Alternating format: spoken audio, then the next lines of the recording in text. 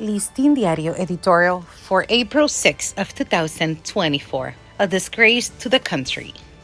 The confession of a former pro-government deputy that he trafficked more than 11,000 pounds of cocaine to the United States, earning more than $6 million from money laundering, fills the country with shame.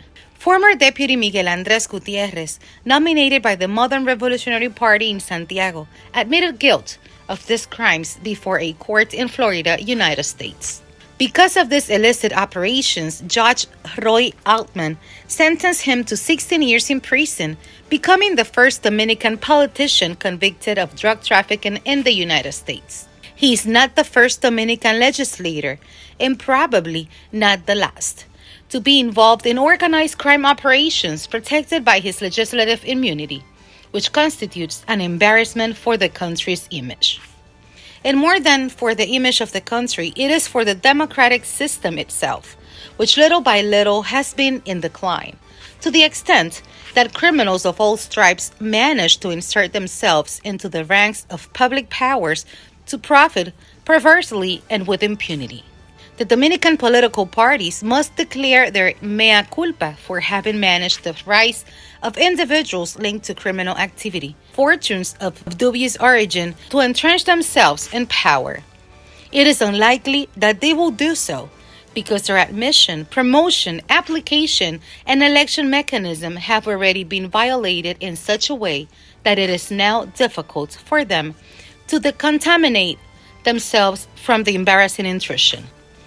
Senators and deputies before and now have been accused of different types of illicit activities, but the protection shields that form for around them have prevented the party system from freeing itself from these plagues.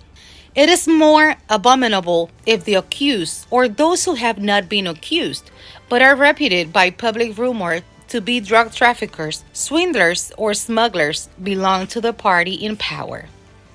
Only impeccable justice, such as that which operates in institutionalized countries, is the only one that could guarantee that public powers, including the armed forces, are not assaulted by scourges who embarrass society. We don't have that justice here. This power, like the legislative branch, must also be subjected to purification. When that happens, if it happens, the executive branch will find it more difficult to cradle in government institution depraved, vicious, and low-ranking people who dishonor national institutions and democracy.